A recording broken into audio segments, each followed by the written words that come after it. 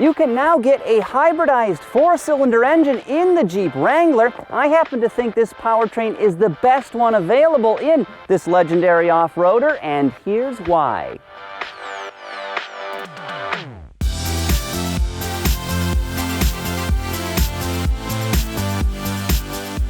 Welcome to a very special Polar Vortex installment of The Short List. Now, before we talk Jeep, make sure you hit that subscribe button, and even if you've already done that, give the bell icon a little jingle so you're the first to know whenever we upload a new video. Coarse, anemic, and droning, four-bangers are often much less enjoyable than engines with more cylinders, but not always. This right here is a 2019 Wrangler Unlimited Rubicon with a 2-liter turbo, augmented by FCA's eTorque mild hybrid system and bolted to an 8-speed automatic transmission. It is a superb drivetrain. Rated at 270 horsepower and a stout 295 pound-feet of torque, it offers real performance. In comparison, the available 3.6-liter Pentastar V6, which is a fine engine, delivers a few more ponies, but less twist. Yes, a 3-liter EcoDiesel will be offered in the Wrangler. Now, Jeep spokesfolk tell me it's supposed to arrive sometime in 2020, though they don't know if it will be model year or calendar year. Either way, it should deliver 260 horsepower with 442 pound-feet. But diesel or not, here's why I still think this 2-liter hybrid is the powertrain to get.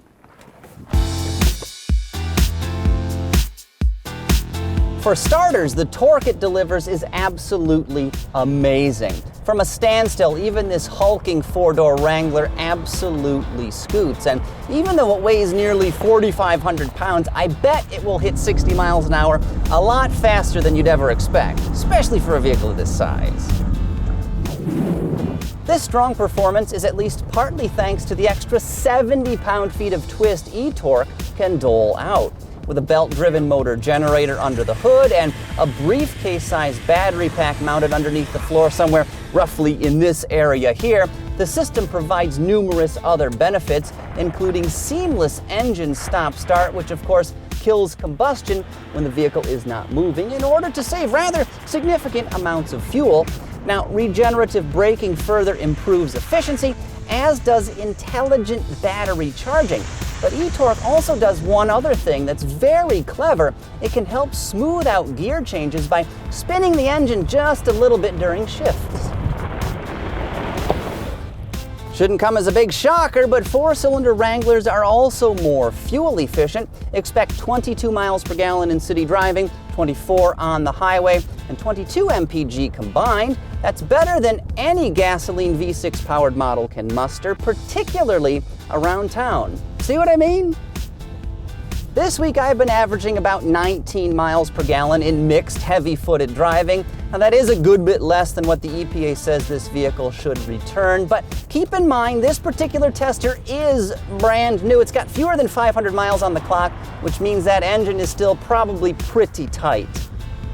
Speaking of this 4-cylinder unit, it's efficient in its own right with a 2-stage oil pump, direct fuel injection, and even a twin-scroll turbocharger for enhanced responsiveness. And get this, it's even built in Italy, just like Chef Boyardee. It might seem like a small consideration in a rough and tumble Jeep, but this powertrain is a smooth operator, and it's something you're sure to notice on your next highway jaunt or off-road excursion. Unlike your typical 4-banger, this eTorque model is a Paragon of Refinement. It's polished and quiet running, though it does emit a bit of a husky growl under heavy load, which is always a nice thing.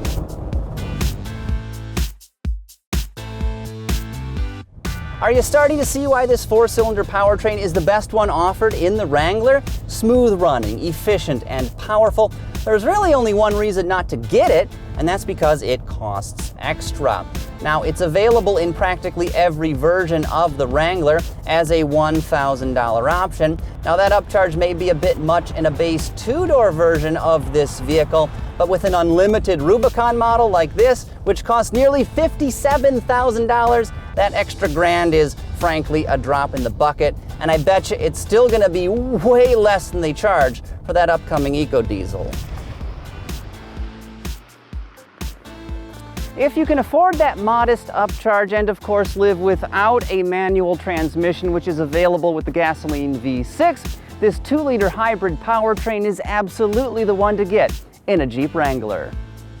Oh man, it's f***ing cold out here, but I hope it's warm and comfy cozy wherever you're watching this particular video. And if you've got a spare second, could you please hit the subscribe button, subscribe to the AutoGuide YouTube channel.